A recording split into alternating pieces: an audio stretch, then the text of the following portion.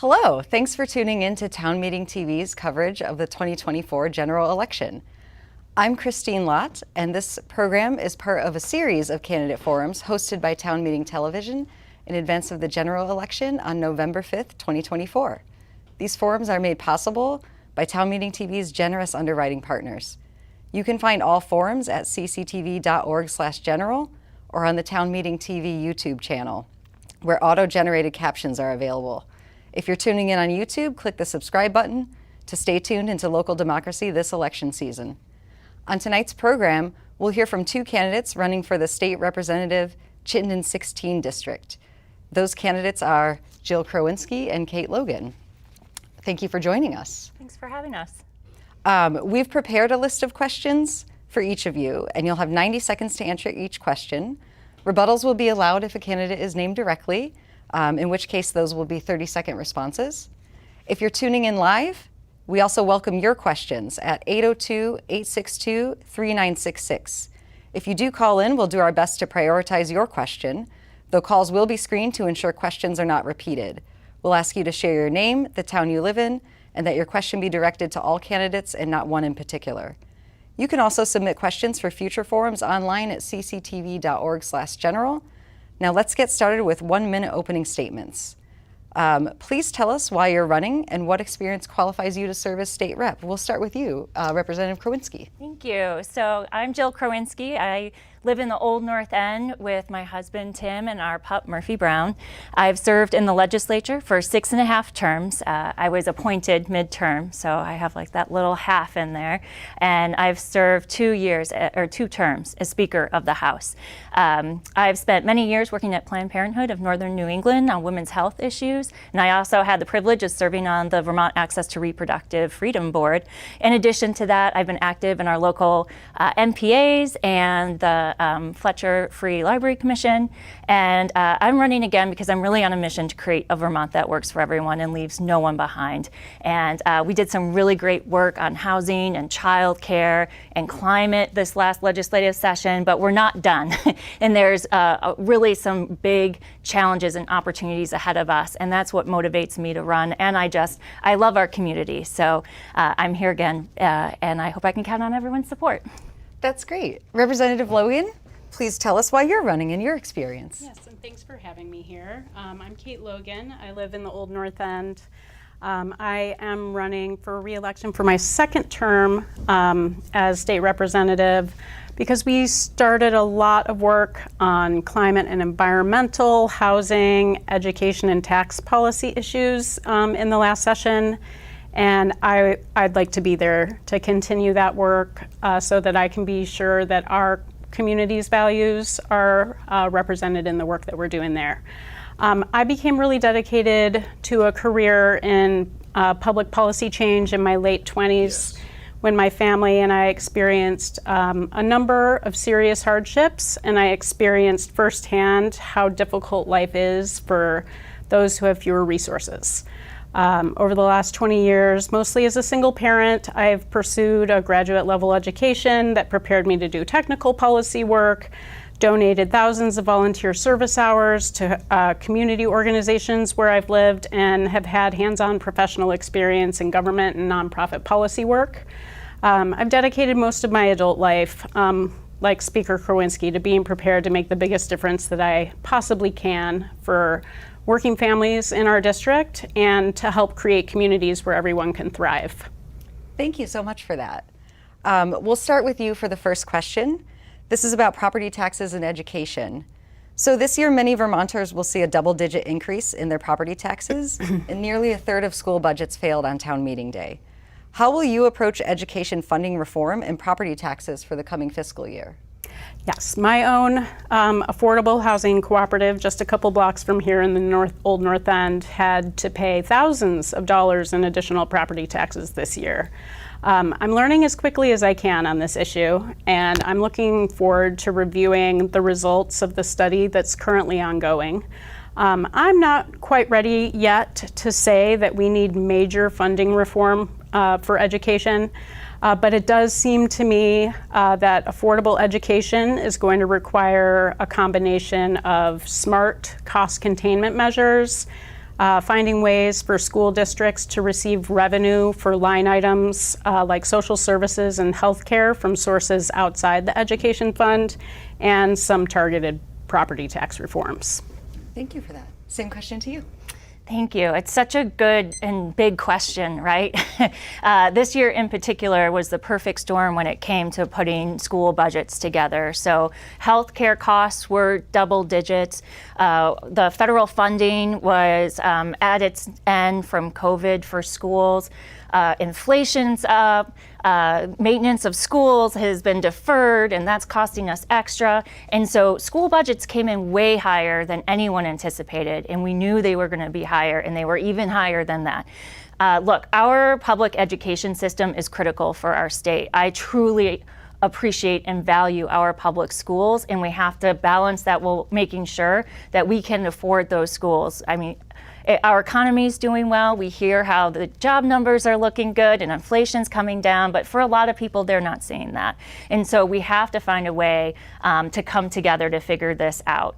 And so the timing right now is hard because school budgets are being made and crafted right now. We are not in legislative session, and we have this study that Kate mentioned that's going to be going over the course of a couple years and bringing back reports periodically for us to work on. So what's really important to me with this commission on how we fund public education in our state is that they're going to go around to every, I think, a community in every county to make sure that we're getting public input, because that is so critical in this. That's excellent. Let's move on to housing. So we'll start with you, Sure. Representative Speaker Krowinski. You can call me Jill. This past session, Democrats in the House proposed spending an additional $100 million per year for 10 years on publicly subsidized affordable housing. This level of investment was not passed in the Senate. Would you support this level of public investment in housing moving forward? Well, we did vote and support that level of housing, so that might be more of a question for our Senate friends, but we've showed a commitment to making big investments. During the pandemic, we were so fortunate to get the small state minimum for a federal delegation, which meant that we were able to get a lot of funding to help some of these bigger problems, and housing was part of that. And we are starting to see some of the success because, you know, building takes time, it takes years. We want to keep that pipeline of housing going, and we need a way to fund for it. We can't do it with the way that we fund it now. And so in addition to that housing work, we're also going to have to look at ways to say, if not this tax, then what? And I think it's really important to have goals and have a timeline that we can hold ourselves accountable to that. I'll also say I'm really excited to see what happens in the federal election for president, because I think that will also have an impact on what funding we can receive and how that joins up with the work that we want to do. But housing for sure will remain on our top priority list for this upcoming session. And Representative Logan, would you continue to support that level of public investment in housing? Oh, absolutely, yes. We would love the Senate to support that as well. We definitely need this level of investment in housing in order to build housing that people can afford. There's no market rate housing is not affordable for the majority of Vermonters. We also need to ensure in the shorter term that we can maximize the use of already existing housing stock for use as primary residences by incentivizing Vermonters to downsize rather than staying overhoused, as well as disincentivizing and reversing the growth of the use of our residential housing stock as second homes in short-term rental markets. And we made some progress on that last year as well. Well, let's build off that and move on to emergency shelter. So, and we'll start with you again, Kate. Vermont reported 3,295 people experiencing homelessness in 2023, up from 1,110 in 2020, so significant increase. This year, the state is rolling back its pandemic-era emergency shelter capacity across the state, pushing hundreds more Vermonters onto the streets. How will you approach the need for emergency shelter in the coming session, and how should the state pay for it? Yeah. Please let me know if I reach my time on this one. Thanks so much. I think that we need to respond to this in three ways. First, we need to ensure that we are doing everything that we can to prevent people from losing their housing in the first place through passing increased funding to eviction diversion programs like we did in the budget this year, regulation for short-term rentals potentially, and I think just cause eviction policies would help here as well. Second, we need to focus on building more affordable housing as quickly as we possibly can. I know that there is a lot coming online here in the next year or two. I think that'll relieve some of the pressure, but we need to do more and we need to move faster so that we can reduce the need for shelter. I serve as a director for a statewide homeless services program, and most of the folks that we serve, 18 to 24-year-olds, who are currently experiencing homelessness in Vermont are ready to rent, but lack the access to affordable housing or housing that meets their household's physical needs. Folks are often waiting 9 months to a year or more to find an apartment, even when they're ready, in every corner of the state. So we need more housing.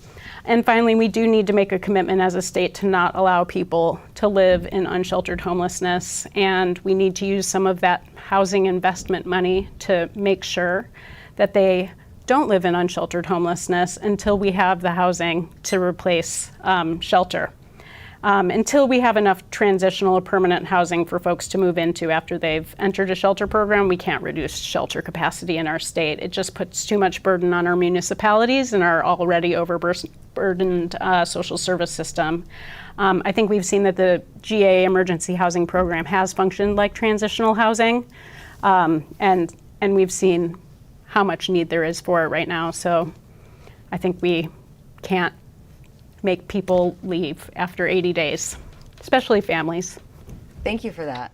And Jill, how would you approach the need for emergency shelter, and how should the state pay for it? Sure. Well, this has been a conversation we've been having years from since the pandemic, right? I think we did the right thing. It was the right call to make sure everyone was housed during the pandemic. And now we have to look at how do we transition families and individuals out of that housing into something that's more stable. I think we all can agree that living in a hotel room isn't the best space for a family, and that it needs to be in a place that is appropriate and that they have access to services. I will say that it is really frustrating to see the lack of progress and effort from the administration in using the resources and money that the legislature has allocated to support Vermonters facing homelessness. In this last budget, this last session, there's over $88 million to help with this challenge. So allocated to support building shelter beds, paying for motel rooms, flexible funds to help community providers get Vermonters into permanent, stable housing. And I just want to put that in perspective when we talk about investment, because investment in our budget signals what our values are. That's like, I always talk about our budget being a display of our values and where we want to put our investments. So $88 million. Our state flooding recovery relief money was at around $25 million. So I think that's important, because when we talk about these large numbers, I feel like, especially for me, and I don't know for you, Kate, but like in the legislature, we just get going through these numbers in the budget. But I think it's really important that we understand what that truly means in a big investment that shows that we care about this problem and we want to figure out a way to solve it. Again, it's frustrating that the administration has been dragging their feet to get this money out of the door, and that's what we're starting to see in communities as well, this frustration that things aren't coming online, that grants aren't getting out there. And so I think we did work really hard on this issue. There's study committees and task force and data that's coming together over the summer and fall, and we'll be continuing to look at this when we come back in January. Thank you. Let's do public safety and criminal justice next. So public safety is a top priority for many voters in this election. This past session, lawmakers increased judicial staff, increased retail theft penalties, and expanded restorative justice practices in Vermont. What more needs to be done by the legislature to advance public safety and repair Vermont's criminal justice system? Thank you for that question. It's really important. I hear about it everywhere I go across the state. What we did this session, I think, is actually really important to pause on, because for years, we've been getting feedback about what different policy levers we need to push to help make progress on this. And we heard loud and clear in Burlington about retail theft and auto theft, and we acted on that. We also know that another challenge with public safety is the backlog in our court system. And that is, was a problem before COVID, and as so many things became even worse during COVID. There has been a hard time waiting for the governor to make judicial appointments. That has added to it. And then we've heard from the courts that there's just not enough staff. So the investments that we made this last session is actually really critical to tackling these problems, in addition to some other measures that we took around gun safety and other measures. I think what we want to do next session, from my perspective, is make sure that the money we invested in the systems and the policies that we passed are being implemented correctly, and that they're making the difference that we intended. Because I think accountability for what we pass and what the governor implements is really critical. We want to make sure that we're doing right by our taxpayers, and so that's going to be a really big focus. I also think we do have more to do when it comes to gun violence prevention, and I'll be looking at gun violence prevention measures around bars and municipalities and getting guns out of those institutions. Thank you for that. Kate, what more needs to be done by the legislature to advance public safety and repair Vermont's criminal justice system?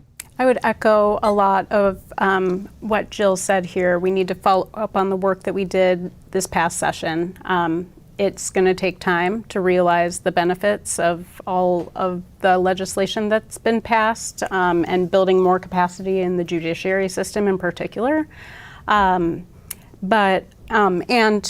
Additional gun reforms, I think are especially called for by our community, who's been asking for them for years. So I think we have really good reason now, with a recent gun-related death in our community, to take action.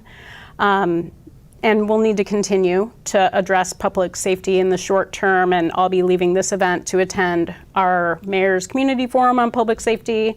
For the most part, public safety in our communities is going to be a hands-on and local project. And at the state level, there are definitely some changes that we can continue to make to the criminal codes to better respond to specific behaviors that we want to discourage. But overall, my focus will be on addressing, both in the short term and the long term, focusing on the root causes of public safety issues in our communities. We know that economic well-being, the level of inequality within a community, job availability, access to mental and physical health care, and violent cultural norms are the primary drivers of crime. And we can address all of these issues as state policymakers, and we'll see an immediate reduction in crime as we do, and then we'll also see long-term public safety improvements. It's just important for everybody to genuinely feel an obligation to care for their fellow community members. Our punitive practices that are built around the idea that we just need to focus on requiring personal responsibility are exemplary of a culture that stubbornly refuses to acknowledge the root causes of crime relate to not caring very well for each other. Thank you for that. We'll move on to the overdose crisis. So 231 people died from an overdose in Vermont in 2023, with 95% of those involving fentanyl. What must be done to prevent overdoses, promote addiction recovery, and deter the illegal sale of opioids in Vermont? We'll start with you. Thank you.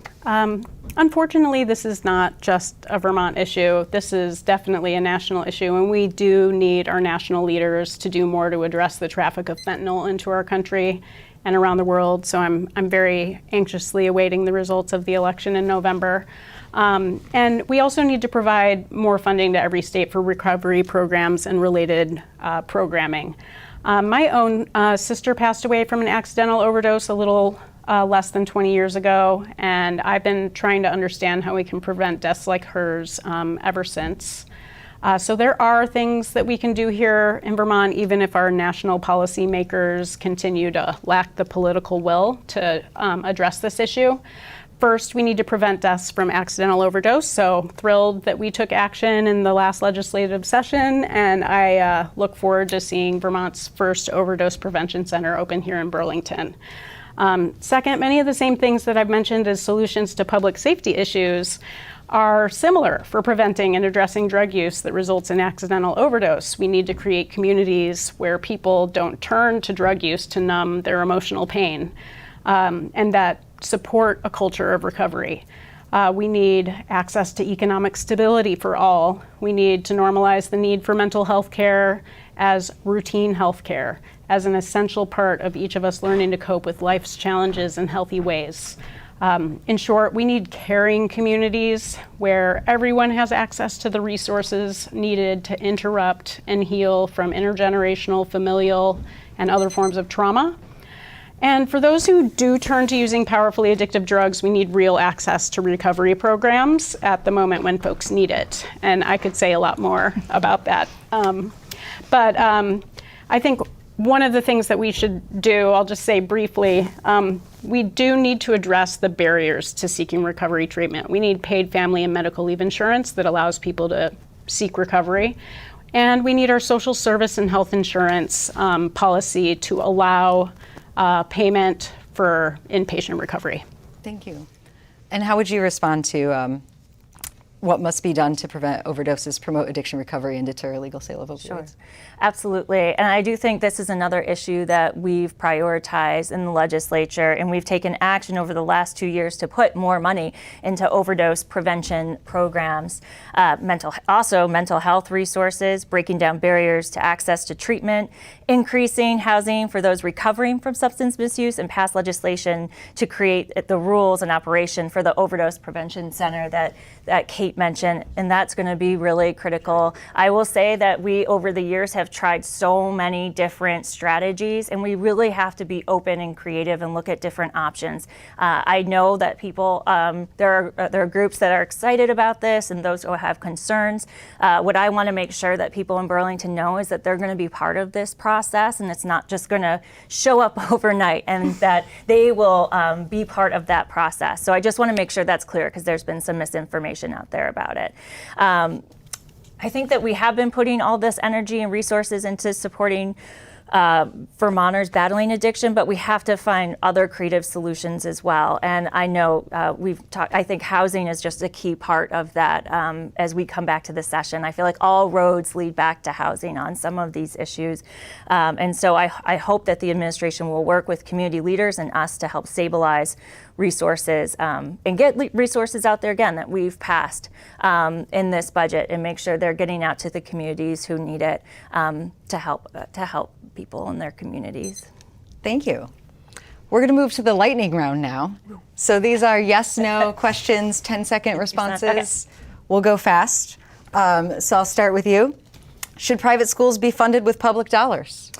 No, I believe that any school that accepts public funding should not be allowed to pick and choose what Vermont kids can attend their institution, and schools should not be able to discriminate teachings and get I said that backwards, you know what I'm saying. Schools should not be teaching discrimination if they receive public dollars. I have a fundamental problem with that. Thank you. And you? Just no. No. Do you support raising the age of family court jurisdiction? Yes. Yes.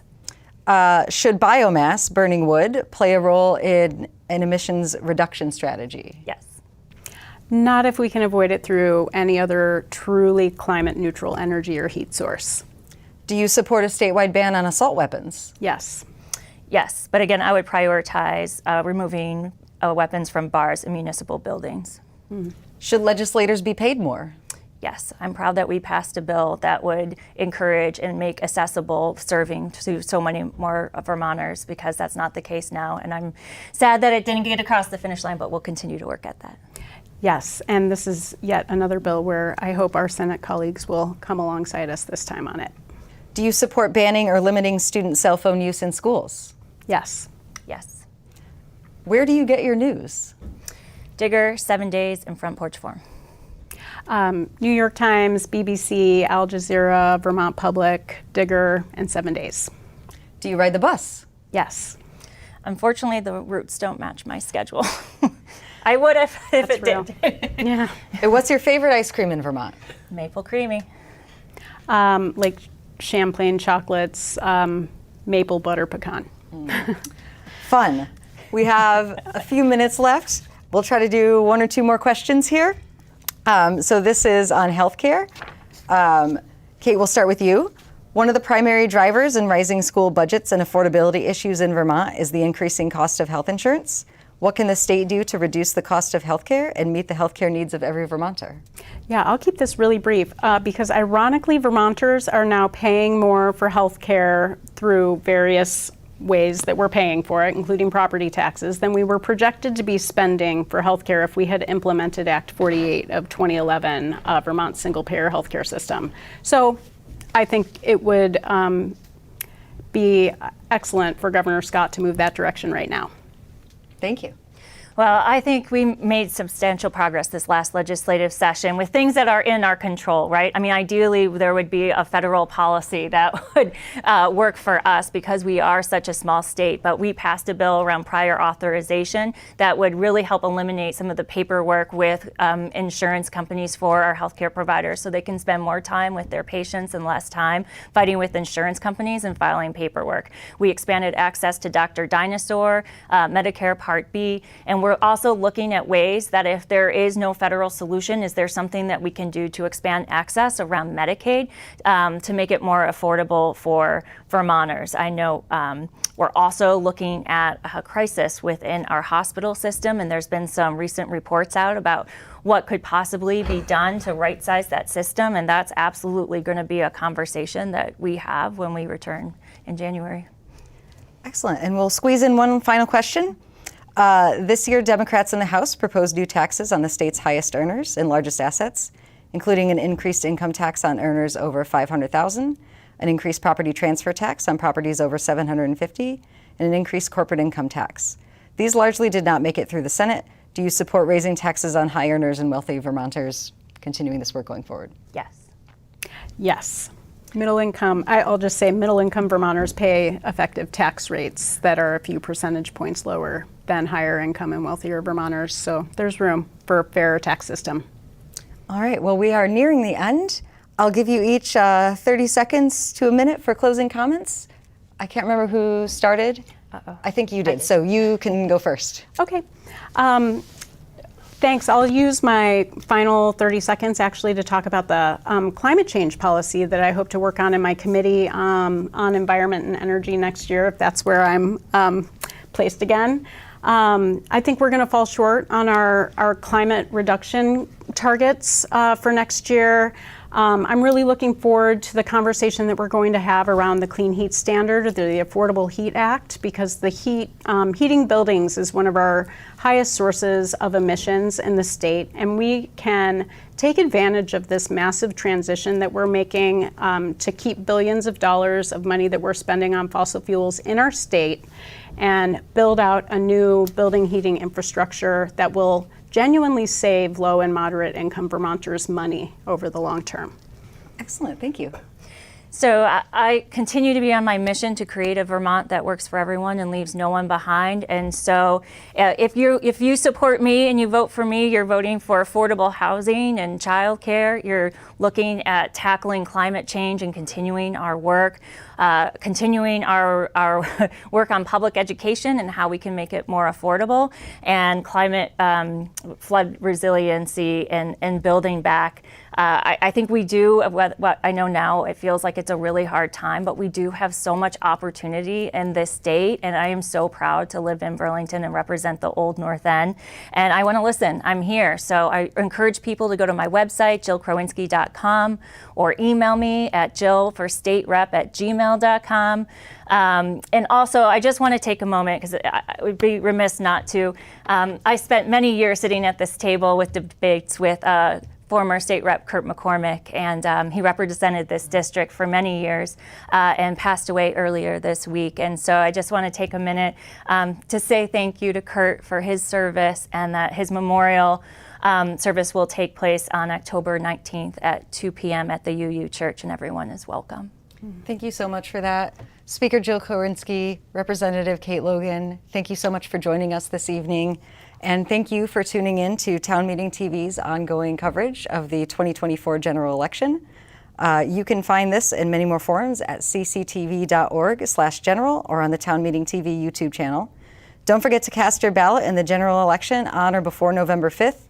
Then tune into Town Meeting TV's results recap show that evening at 7:30 p.m. Contact your local clerk to find out how to obtain a ballot and to register to vote. In Vermont, you can register to vote on Election Day. Thank you for watching and sharing Town Meeting TV.